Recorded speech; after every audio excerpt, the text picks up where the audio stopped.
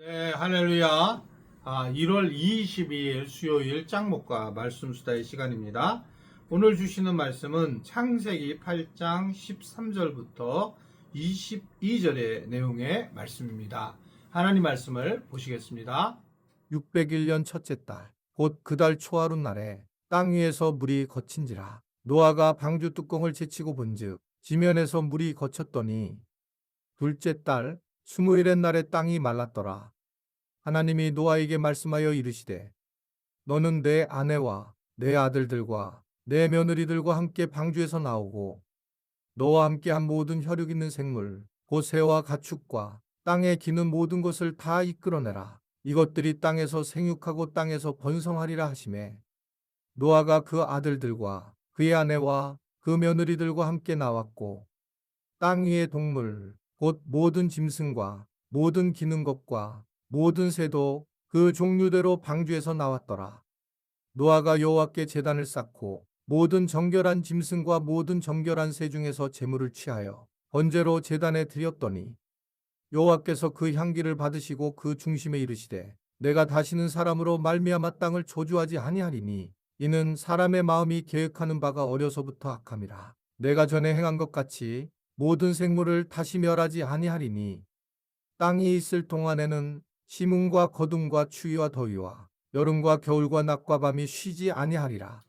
네, 노아의 방주에서 노아가 홍수를 이제 만나고 난 다음에 150일 정도 물이 창곤한 이후에 이제 결국 점진적으로 이제 물이 빠지는 것을 까마귀, 비둘기들을 통해서 이제 알게 되고 결국은 오늘 말씀을 보면 601년 첫째 달, 그달 초하룻날에 땅 위에서 물이 거쳤다.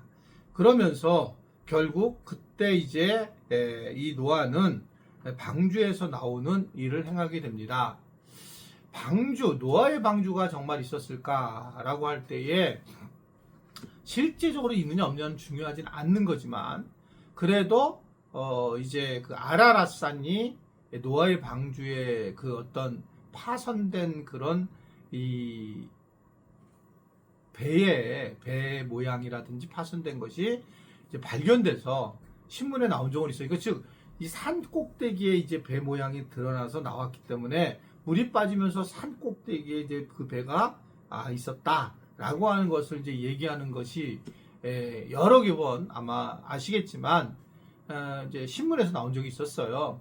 저는 이제 그것보다 더 중요한 부분이 뭐냐면 이 세상에 이제 물이 되어 있었다라고 하는 건데 이게 이제 사막이라든지 또는 이스라엘 광야라든지 이런 데를 가면 놀랍게도 지금 그 모래에 있는 그런 곳에서 이 옛날에 그 있었던 뭐랄까요 그 바다에 있는 조개들 그런 뭐 생선뼈들 이런 것들이 나타나요. 그러니까 많아요, 아주요. 여기가 바다였구나 이런 것들이 어떻든 간에 그 세상 이 어느 곳에 가든지 간에 그런 것들이 많이 등장. 미국 가서도 그런 게 있고요.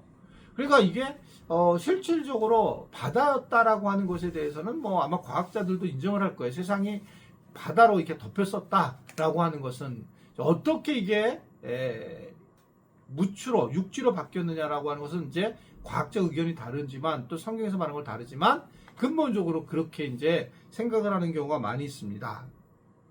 어떻든 간에 우리가 신앙적으로 볼 때는 노아는 하나님의 말씀에 따라 이제 순종해서 이제 그 가족들 8명이 나오게 되었고 결국은 하나님의 어떤 명령에 이끌려 이들이 이 땅에서 번성하고자 하는 하나님의 뜻을 이루려고 하는 것을 볼 수가 있습니다.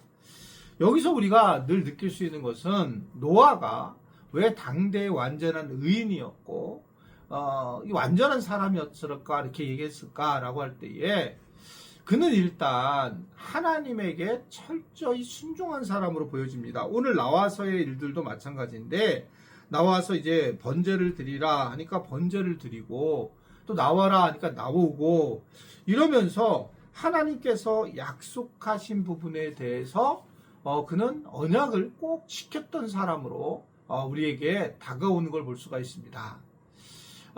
사실은 그 방주를 만들 때에도 하나님 만들려고 했을 때에도 굉장히 당황스러웠을 텐데 하나님께서 만들라고 하는 그런 규빗대로 620, 30인가 이렇게 규빗대로 이제 그 어떻든 간에 뭐 축구장 1.5배 되는 방주를 만드는데 여러분 이게 그냥 만들어지지만 이게 주변에 지나가는 사람들이 뭐라고 그랬을까요? 저거 이 산에다가 이 방주를 만드는데 저 미친 거 아니냐고 주변 사람들이 아마 난리 났을 거예요. 그런데 그가 이러한 것들을 이겨낼 수 있었던 이유는 뭐냐면 결국은 하나님께서 자신에게 명령하신 것에 언약을 지키겠노라 하는 그런 결단 때문이었다라는 걸 볼 수 있습니다. 그러니까 노아는 정말 하나님의 말씀에 순종했던 사람이에요. 순종한 사람에게 복을 내릴 수밖에 없다라고 하는 걸 볼 수가 있거든요. 뭐 제가 제 얘기를 하기에 참 그런데 저는 이제 믿음으로 순종하기보다 성격으로 순종을 했는데 이제 교회를 개척할 때도 사실은 아무도 없었어요. 그러니까 이제 저는 개척하면 사람들이 많이 올 줄 알았는데 하나님이 개척에 대한 마음을 주셔서 사실 이렇게 수원까지 오게 됐잖아요. 많은 사람들이 이제 그런 얘기 합니다. 아내가 이제 몇 년만 있으면 교사로서 또 연금도 나오게 되고 편하게 지낼 텐데 왜 그 교사를 간두고 이렇게 또 수원까지 와서 개척을 할 수 있었을까? 그 당시에요. 사실은 지금 생각하면 안 할 것 같아요. 이게 왜 그러냐면 계산을 해보면 내가 그렇게 고생할 이유가 뭐가 있는가라는 생각하는 거예요. 그런데 적어도 그때 저희 부부는 하나님에게 순종하고자 하는 그런 마음이 굉장히 강했던 것 같습니다. 그래서 제 생각에 저는 뭐 아내는 믿음으로 했겠지만 저는 믿음이 좀 많지 않아가지고 제 성격적으로 하나님 쓰신 것 같고 그거에 대한 결단을 가지고 순종하면서 결국은 목회가 시작된 것 같습니다. 왜 제가 이런 얘기를 하냐면 같이 이제 목회를 시작했던 많은 목회자들이 있잖아요. 개척을 했던. 근데 그분들을 보게 되면 대부분 사실은 좀 안타까운 것은 그 목회자들이 자기가 살 국리는 다 해놓고 목회를 하는 걸 경험을 했어요. 제가요.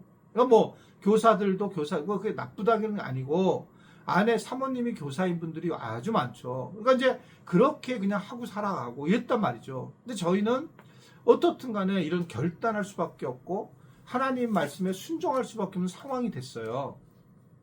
그러다 보니까 시간이 지나면서 점진적으로 하나님께서 복을 내려주시는 걸 경험을 했거든요. 그러니까 순종이라는 것이 때로는 이해가 안 되는 그런 모습이지만 정말 그렇구나라고 하는 것들을 느낄 때가 많이 있고 제 자신도 그 경험을 한 거죠. 저희 부부도요. 그러니까 때로는 우리가 이해가 안 되는 게 순종이지 이해가 되는 게 순종 아니에요. 그렇잖아요, 그죠?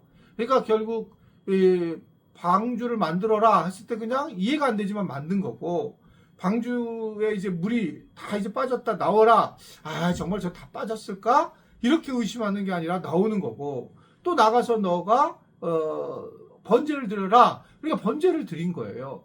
그러니까 이 순종이라고 하는 것 자체가 하나님 관계에 있어서 제일 저는 중요하다고 보여집니다. 우리가 요 모양 이 모습대로 우리가 이 땅에 왔다면 이 모양 이대로 하나님한테 인정을 받고 이것에 대해서 그냥 그대로 살아가는 게 좋다는 거죠. 어느 사람은 키가 크고 어느 사람은 키가 작고 어느 사람은 또 뭐 형체가 다르고 이러지만 그거를 불평과 불만을 가지고 살면 어렵잖아요. 그러니까 우리의 몸조차도 순종하는 것이 되게 중요하고 우리의 성격조차도 순종하면서 살아가는 게 중요하고 우리의 고난과 환경들도 순종하며 살아갈 때에 그때 우리가 하나님의 나라 방주의 은혜를 경험할 수 있지 않는가라는 생각을 하게 됩니다. 오늘도 이 노아의 이 순종이 결국은 이들 가족들을 구원케 하고 살게 했던 것인데 우리도 우리의 순종을 통해서 우리 주변 사람들이 좀 더 행복해지고 우리도 더 하나님 앞에 큰 쓰임을 받는 은혜가 있기를 주님의 이름으로 부탁을 드립니다. 기도하겠습니다.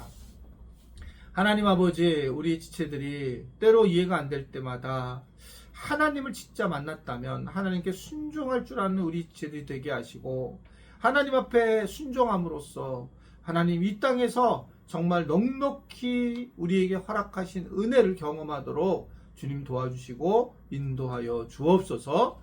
예수님의 이름으로 기도드리옵나이다. 아멘.